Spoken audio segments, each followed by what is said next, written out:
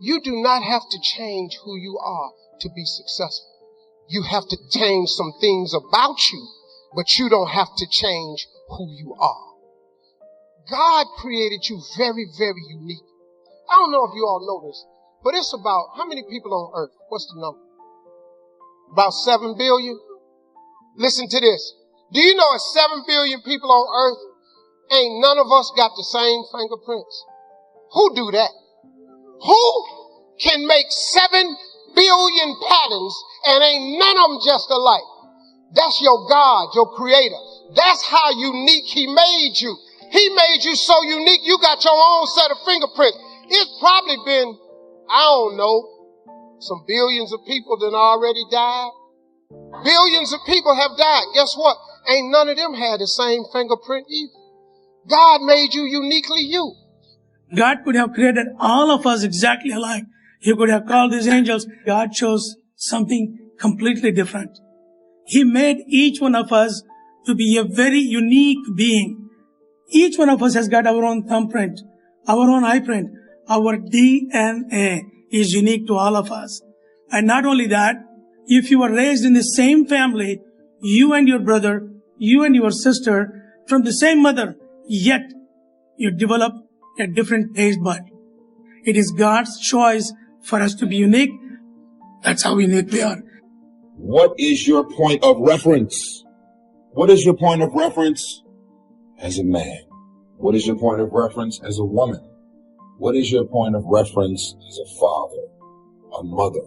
What is your point of reference for love, your career, your surroundings, self-respect, your goals? What is your point of reference? You're talking to somebody out there. You have horrible taste in friends. You have horrible taste in picking boyfriends, girlfriends. You have horrible taste in trusting people. What is your point of reference? Because you're 21 and older doesn't make you a man. Because you're capable of making a child doesn't make you a mother or a father. If you witness failure all your life, you're either going to decide to break the cycle, or without you being conscious of it, you're a part of the cycle. You have become a duplicate of your mother and your father. You have become a duplicate of everything and everybody that you grew up with. Because why? That is your point of reference. That is the blueprint. You have become your mother and father without you knowing. Here's a little secret. I don't drink, and I don't smoke. I don't do any type of drugs, ever. Because my life as a kid was consumed all forms of alcohol and drug abuse. It completely turned me off. I decided I don't want to be like my mom. People in my family, my boys, my homegirls, my surroundings, I want nothing to do with it. It's a conscious decision. But it easily became a duplicate. And I wonder how many people today are watching this message right now, and you're trying to do it like someone else. You're trying to be just like somebody else. You're just a copycat, and you're wondering, how come I feel stuck? How come I can't move forward? I got a feeling. Why don't you shed off that other person's armor, and why don't you walk it out the way God called you to walk it out? I am strong. I am talented. I am healthy, I am valuable. Those are not just positive affirmations. You just invoke a blessing on yourself. When you speak it out, you give life to what you're saying. It's not enough to just think this. You don't bless yourself by just dwelling on positive thoughts. Nothing happens until you speak. When you say, I am blessed, blessings come looking for you. When you say, I am prosperous, good breaks start heading your way. You have to say, I am confident, before you're going to feel confident. If you'll say it long enough, what happens is those words get down in your spirit. You believe what you say about yourself more than what anyone else says about you. When you hear yourself day after day, I am healthy, I am talented, I am confident, I am valuable, it's changing how you see yourself. Over time, you're going to become what you're saying. You are who you are in part today because of what you've been speaking over your life. And what you believe about what you can be, and what you believe about what you have inside of you, and what you believe about what God called you to do, and what you believe about what you're going through. That's what I'm talking about. The currency of confidence. So when you're young, you start borrowing confidence from the wrong places. You borrow confidence from sexual attractiveness. Partner after partner after partner after partner. And rather than ever being in a real relationship, the good part, you have to love somebody for who they are, not what they look like. You take this feeling of, oh, I have somebody, and you borrow the confidence of having somebody. But when you borrow confidence from the wrong places, the interest rate is ridiculous. I'm talking about when you get in a relationship where you have to compromise your values to get your needs met. Y'all, that's worse than the check cashing place. It's an interest rate. And let me tell you another thing. While I got you fired up about all the people that you kept going to because you wanted them to validate you, but they can't because they're not God. They didn't make you. They don't know you like that. And they have their own insecurities. So leave them alone and get it from God. You keep trying to borrow confidence from people who have insufficient funds. They can't do it. They can't. As a man, my father was married to my mother for 30 years. I'll find myself looking for someone that reminds me of my mother, because that will be my point of reference. I will find myself trying to do all the things that I witnessed my father as a husband. That's my point of reference. If my father is successful, he's an entrepreneur. He's constantly grinding, starting up new companies, negotiating, and I see him inspired and motivated all the time about life and career and trying to educate himself and further his way up the success ladder. That will become my blueprint and my point of reference for success. And I'll find myself wanting nothing more than a duplicate of my father, because that is my successful point of reference. Have you become the duplicate of your mother? Have you become the duplicate of your father? Have you become a duplicate of your parents, of your environment?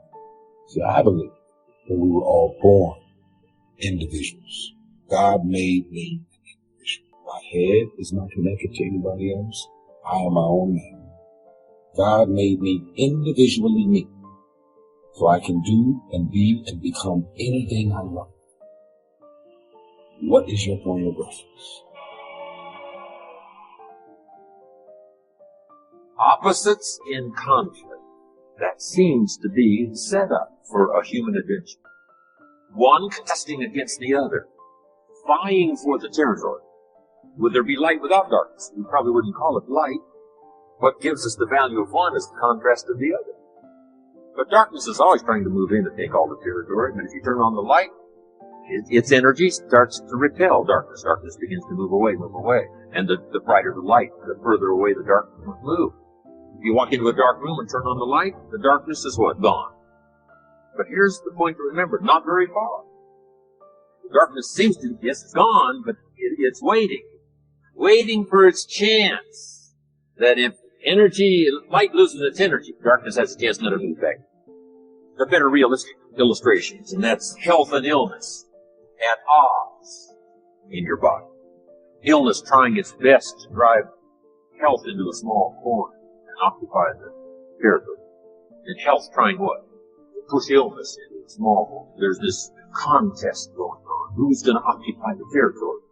If one stays strong, the other is diminished. If the other gains in power, then the other is. So what you must learn to do is cooperate with the positive side of everything in your body and your life. Sometimes we sabotage our own best interest. The body needs a banana, you send it a Coca-Cola. And the body says, what is the deal? I'm health trying to drive illness into a small corner. I ordered a banana, you send me the Coca-Cola. So the body could rightfully say what? Whose side are you on? Give us a break.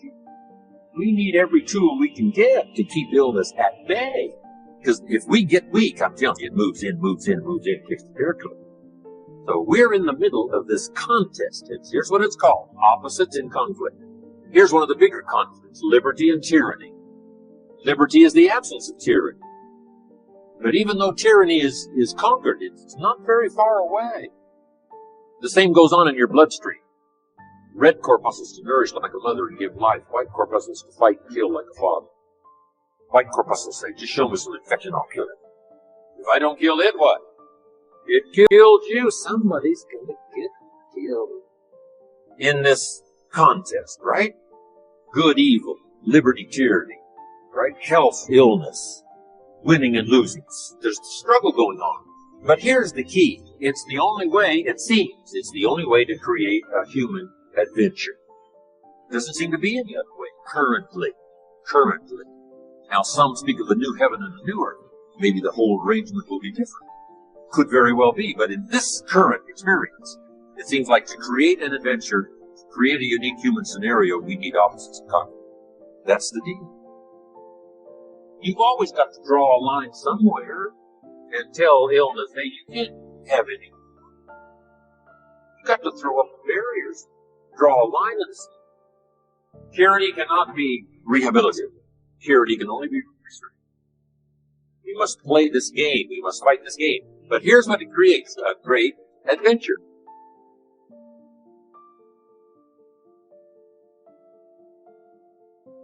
Let me give you the ultimate now. Could you win if you couldn't lose? And the answer is no, it doesn't seem like it. You couldn't call it winning. You can't win if you couldn't lose.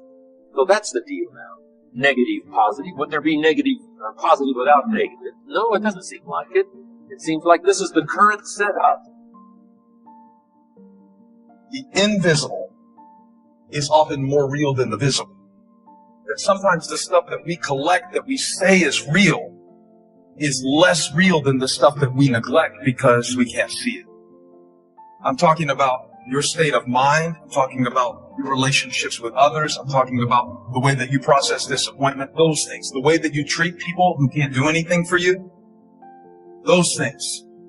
There is visible kingdom world, but there is an invisible kingdom within you that is more important than the kingdom around you.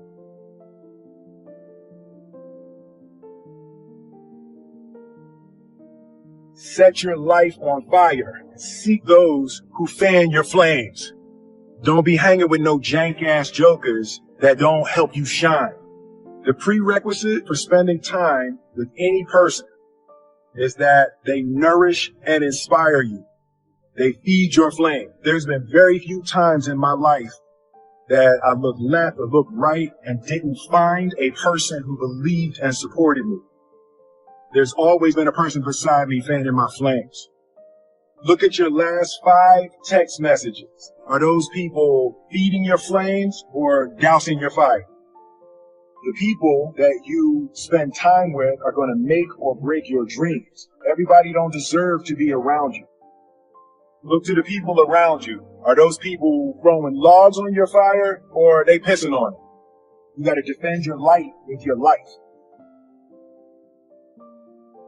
If you can't detach from yourself, then you can't see yourself. And so how do you detach from yourself? How do you learn to do that? A good drill for this is try to imagine the way other people see you, what other people are thinking of you. One place where this happens, and it definitely happened to me, is when I started getting put in charge of things. I started thinking about other people's perspectives. If you're in charge, then what kind of representation are they receiving? And if you work for someone else, it's the same questions. What does the boss see me do? What kind of representation am I making of myself to my boss? So the question becomes, how well do you represent yourself? What shortfalls do you have? Now, when you first start looking, it's like you're looking at an overgrown lawn. There are some big, obvious problems, so you do a broad, just kind of general cut of the grass. You fix some of the big, easy problems. And once you've done that, you've gotten rid of some of those big obvious problems, you notice some more detailed problems. So you start trying to fix them. You know, for the foreseeable future, it looks like it's been that way as long as we can remember and as long as the history tells us. So, here's what you want to do if you want the adventure. You must learn to play this game. To work with all the positive forces to defeat the negative forces as early and as soon and as much as possible. To contain the ravages of disease that want to take you early. You've got to fight back. You can't just leave it. Somebody says, well, I got my fingers crossed. Not a good philosophy. Jump on the positive side of whatever you want. See if you can't help out in this warfare, in this push-shove match. That's the key. Don't neglect a new life if you start a new life. What if you said to a brand new mother, where is your baby? She says, I have no idea. You would say, no, that isn't right. If you start a new life, you must care for it. You must protect it. You must give it life, give it nourishment. Now here's the other part. You must protect it. That's why the old wise man said, we must learn to love and hate. Oh, underline it. You must learn to love and hate. And the illustration he used was, you must learn to love good and hate evil. To deal with the weeds in your garden, you've got to hate weeds. You've got to hate them enough to what? Kill them. You can't say, well, poor weeds. Say, no. This ain't the deal, poor weeds. Don't go soft on this stuff. You've got to hate evil. You've got to hate the weeds that are out to destroy your garden and rob your children of the nourishment they deserve. You've got to take the life of the weeds, or they will take the life of your garden. Somebody's going to get killed. Remember? So, learn the good evil. Now, here's the greatest battle. In the mind. Here's what you must not become. A victim of yourself. What is that insidious voice inside your own head that says, you're too short, it'll never work for you, you're too tall, right? It's over for you. It's never worked for you before. What gives you any idea that it'll work for you now? You've never been able to rise up and take charge of your life. What makes you think you can do it now? There's going to be too many obstacles out there. You'll never overcome them all. What is that insidious voice? It's the same game going on inside your head that's going on in the world. Liberty and tyranny in a push-shove match. Here's what you've got to do. Cooperate with the positive side of your life. And let faith drive out doubt. Right? Let winning drive out losing. Let positive drive out negative. But you got to get into the contest. And why get into the contest? Because that's how you create an adventure. There is no other way. It takes both. You've got to learn to laugh. Yes, that's not what the wise man told us. You can't just learn to laugh and keep on laughing. No, that's silly. It says there's also a time to cry. You've got to learn to both laugh and cry. Then it said you must be so sophisticated is not to laugh when it's time to cry. That now gives you an understanding of what life is all about. Sadness and joy. The contest. The difference. And yet it creates the adventure. It's supposed to create an adventure. But here's the adventure. To overcome the evil. To put evil in its place. Just like in your mind. You've got to stand guard at the door of your mind. And see if you can't suppress. See if you can't do battle with the negative forces. Don't become a victim of yourself. Beware of the thief on the street that's after your purse. But also beware of the thief in your mind that's after your promise. See if you can't engage in this mental contest and win the day. Credit goes to our awesome patrons who make videos like this one possible. Consider joining them to support our work. You can also support us by subscribing to our channel and clicking the bell button to get notified when our new videos are released. And as always, thank you for watching.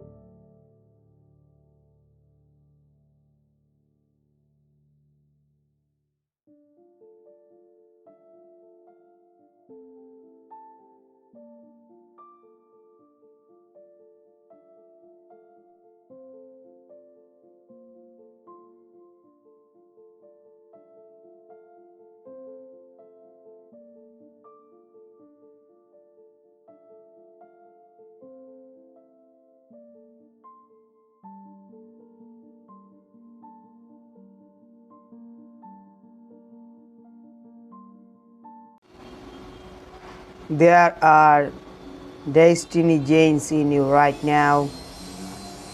That God has ordained you to accomplish from before you were born.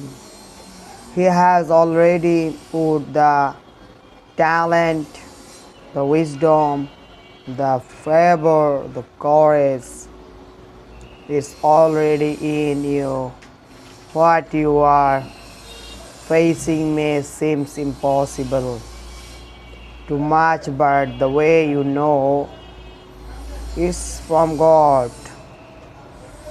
It's way over your head.